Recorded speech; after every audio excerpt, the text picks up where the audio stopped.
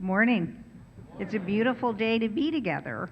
I say that at the beginning of every service when I'm the worship leader, and it never stops feeling true to me. My name is Cindy Atlee, and I'm delighted to be delivering today's message. I've met many of you, but not all of you, so why don't I jump right in with a few things you probably don't know about me. First off, my paternal grandparents were Baptist missionaries in India for 40 years. So, yeah, I was raised in a pretty evangelical Baptist church. Second, I was a Unitarian Universalist for 20 years before I became a Unitarian Universalist. I'll tell you more about that. I belonged to a UU congregation that whole time, by the way. I still remember kind of wandering into our church in Fairfax, Virginia, because, well, it was the end of the street I lived on, and I was curious. The wonderful Reverend Ralph Stutzman was preaching that Sunday morning on the power of a redemptive community. Now, in the Baptist church, a redemptive community would have been a group of people who'd come together to be forgiven for their sins by a judging God. Not here. I was awed to discover a faith tradition that could flourish without a singular shared belief system around a specific God, or an assumption that it was a sinful nature in myself and others that needed to be redeemed. So I joined UUCF, raised my daughter there, was happily active for those 20 years. But here's the thing. My redemptive process required a lot of unpacking, a lot of overcoming the concepts I hadn't yet reconciled from growing up Baptist. And yes, it took me most of those 20 years to do all that. I did get really clear about what I didn't want in a faith community or in the world, like authoritarianism or exclusion in religion, like discrimination or oppression in society. But I wanted a more felt sense of what really enlivened me spiritually, or what my faith identity really was. So I actually explored a few other types of faith communities before my husband and I moved to Annapolis 4 years ago. Then along came UUCA, and here's where I really became a Unitarian Universalist. First, I found a beloved community here. It was like coming home as soon as I walked in the door. I was welcomed, invited into so many things, and put to work. Definitely put to work, but that was great. I also found so many sources of inspiration here that spoke directly to the spiritual aliveness and identity I wanted to find. Second. That came through the ministers and also through the Wellspring programs I've been in the past 2 years here. Those took a really deep dive into UU sources and principles, along with personal spiritual practices and beliefs. Brief commercial message. Consider signing up for this coming church year's Wellspring program that's going to be on UU values. So here are a couple of things I'll be talking about today that have really enriched my connection to a UU identity. One idea I've encountered that's really meaningful to me is the framing of UUism as a faith that points us towards what's most life-affirming, life-giving, and liberating. Talk about an idea that spiritually enlivened me. I also came to recast the spirit of life in a new role in my own belief system. And at the same time I was making these discoveries, I was studying the emotion of awe and realized how well awe practices can help activate what we're called to as UUs. So let's take a look at those things, starting with the spirit of life, the concept that we talk about in UUism. Why is that such a meaningful phrase? There are lots of answers to that question. Many sermons have been delivered on it, and I'm just sharing my take. And keep in mind that I'm focused here on what the spirit of life could mean for human sentient beings. For us, I see the spirit of life as the UU version of grace. I've always been intrigued by the idea of grace. It's even a bridge back to something I actually liked in my Baptist upbringing. Christians usually define grace as the unconditional love of God, So did our Universalist forebearers. That was the most central idea that fueled universalism. These days, of course, UUs have many differing ideas about the existence or the presence or the shape of what could be called God. But I don't think we need to agree on one of those ideas, or none of them, to find something truly unconditional in our own beloved community and in the world. The aspect of grace I'm talking about is not an unknowable mystery. It's something we know very well: life energy itself. We may not agree on how it was bestowed, but it's the breath of life that every human is unconditionally gifted with and infused with at birth. The existence of life energy is something we can be sure about. We are here and we are alive right now in this world. To me, the spirit of life is a sweeping, boundless pulse of energy that animates our individual essence and connects us to everything around us in the animate world. I like to think of the breath of life arising from something unique and essential in our being, something that energizes us to be our authentic selves in the world while also feeling our direct connection to the entire web of life. I like the metaphor of it being a spark inside that shapes our personality, our passion, our purpose. There's a challenge facing humanity here, though. Some of us have far more choice about what to do with that spark than others.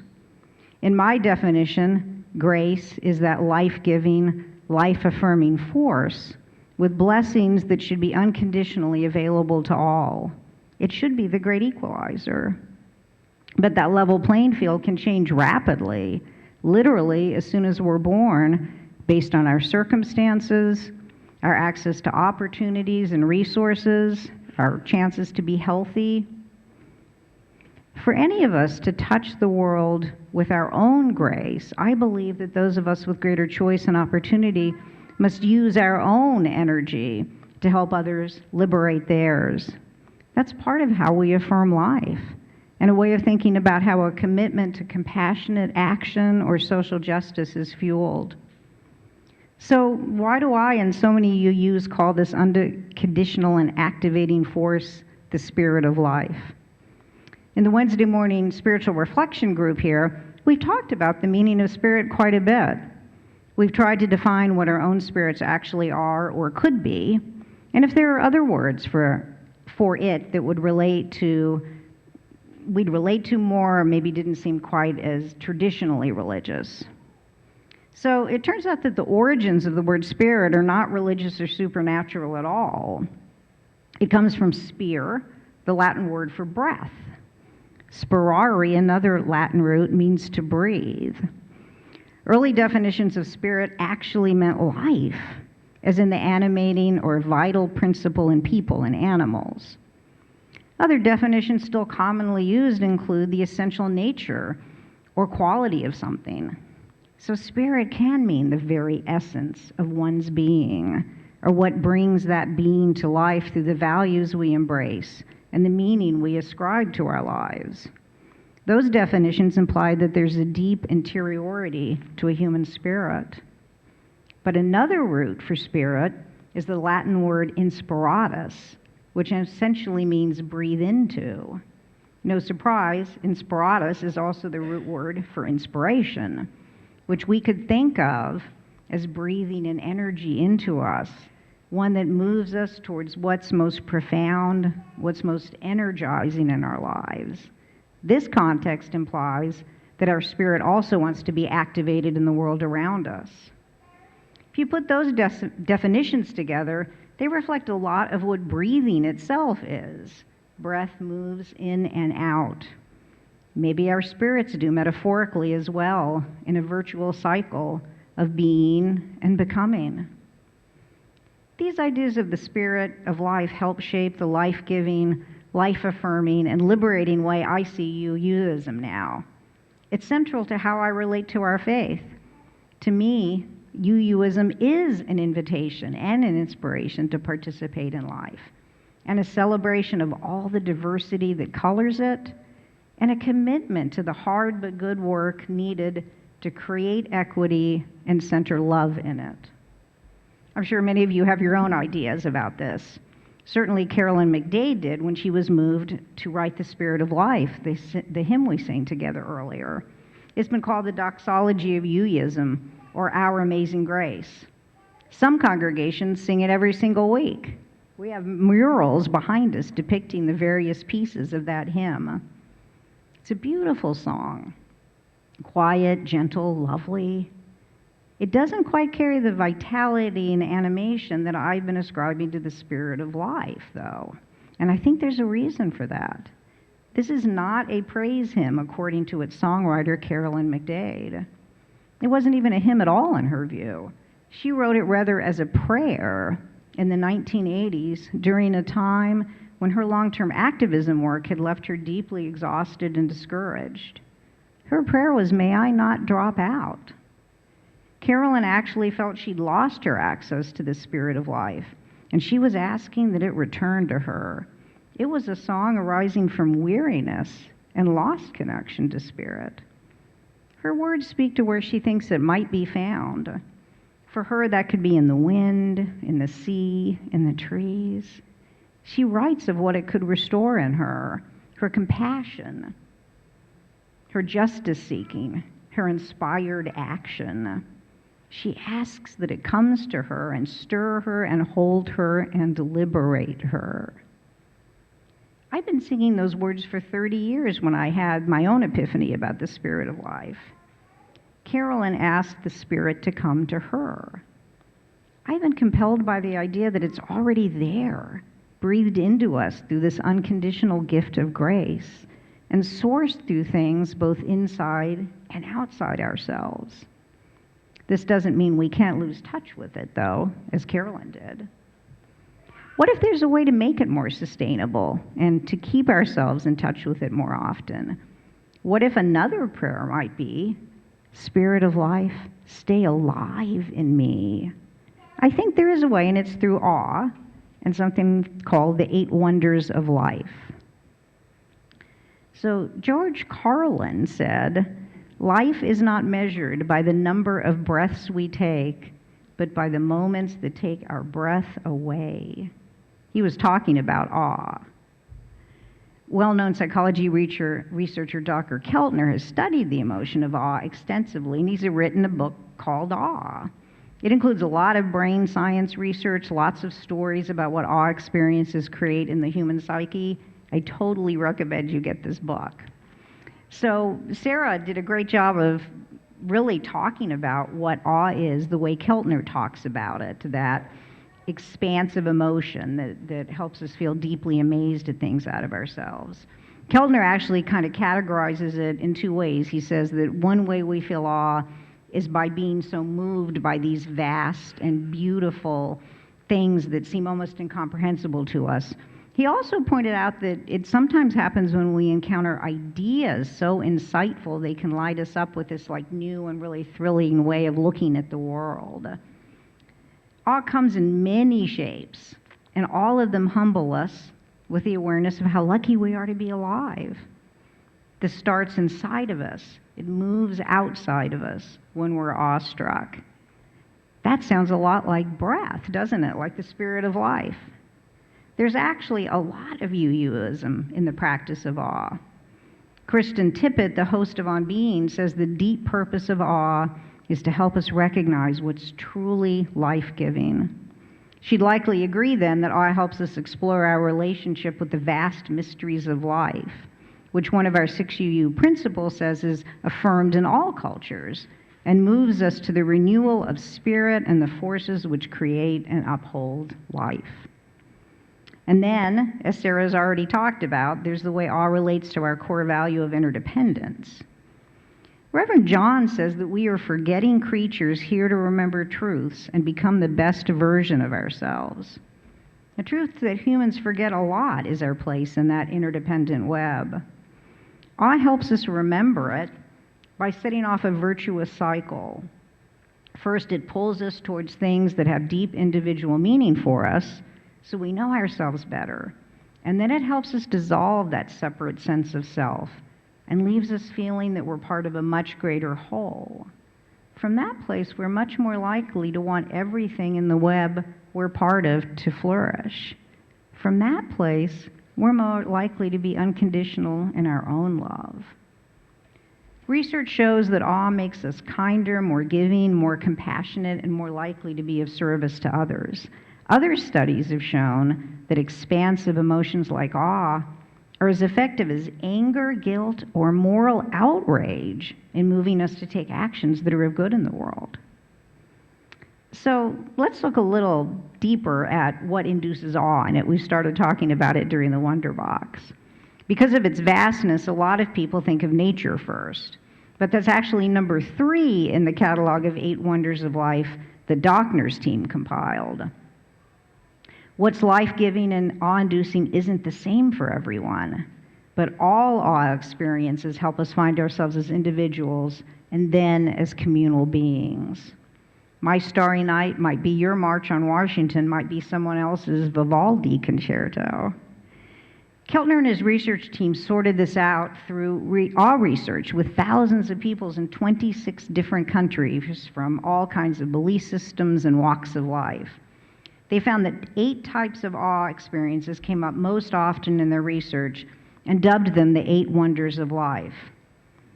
Let's go through them, a catalog. We had a little bit of a chance earlier to start thinking about this, but as we look at all 8 of them, think about which one most evokes a sense of something in you as you think about it, and think about how you might keep charging that for yourself more often in the world. So, wonder of life number 1 is moral beauty. It strikes us when we see or experience the moving ways people show courage and kindness or the ability to overcome obstacles. This is when we can get really choked up seeing goodness in people or realizing the amazing things they can do for others. Number 2 is collective effervescence. I just even love that word, effervescence. Have you felt completely in lockstep with a big group of people around you? There's an electric feeling we can get when moving in unison with others. Think protest march, or the wave at a sporting event, or the mosh pit at a concert. I mean, I haven't been in one for a while, but it probably still would. Number 3, nature. This includes all kinds of things in the wild that help us experience what's vast or fascinating or seemingly miraculous, right? In the environment all around us. And then remember that we're part of that ecosystem too. Number 4 is music. That's already happening today, right? Rhythms, sound waves, lyrical patterns, they all can sweep us up in ways that touch our emotions or evoke memories or make us want to jump for joy. And then there's number 5, visual design. Paintings, sculptures, sacred geometric symbols, and all kinds of other art forms can tell us powerful universal stories about life. They can wow us with their beauty. They can stun us at the amazingly imaginative things people can make.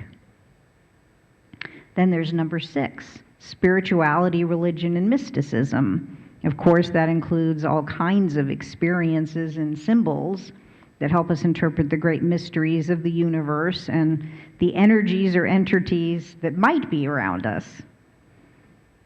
Number 7, the cycles of life and death bring awe to us. For many people, witnessing the first breath of a newborn or the last dying breath of a loved one is a sacred and awe-inducing experience.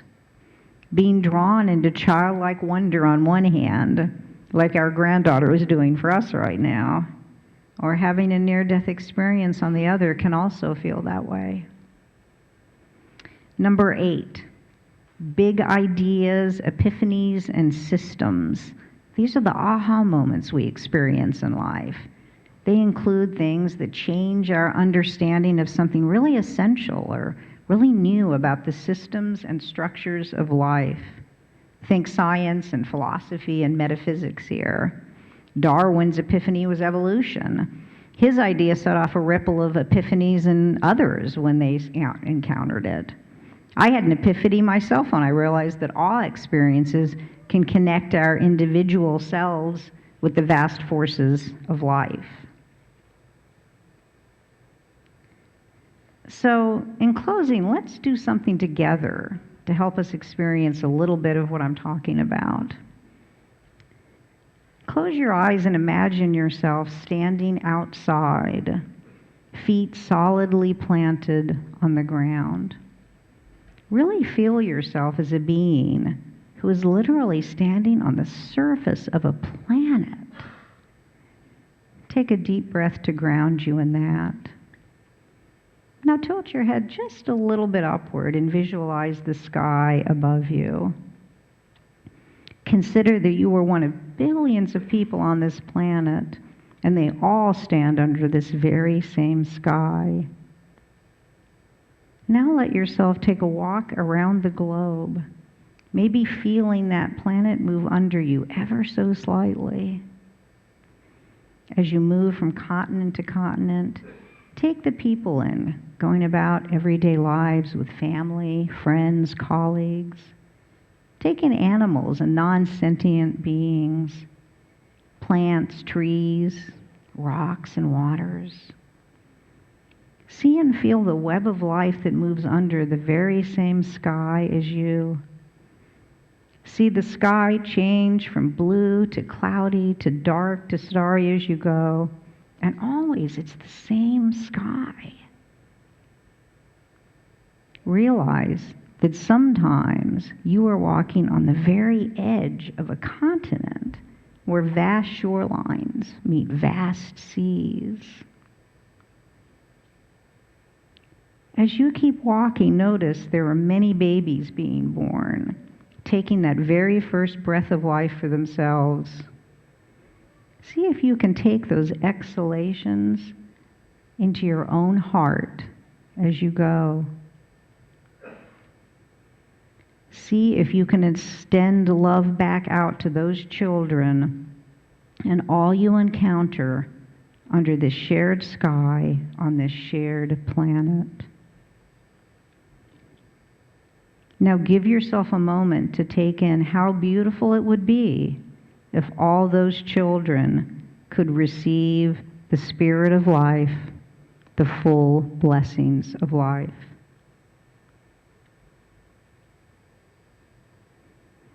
And when you're ready, come back to this place and open your eyes to the beloved community around you. What is more beautiful than loving this world we were born to, loving the people in it and the entire web of life? How lucky are we to be part of a faith that centers this? How lucky are we to participate in this life-giving, life-affirming, liberating movement? The Spirit of life infuses that in us right here, right now. It enlivens us. It activates us. Awe can be its battery pack, and the love that it powers is as close as your very next breath. Amen, and may it be so.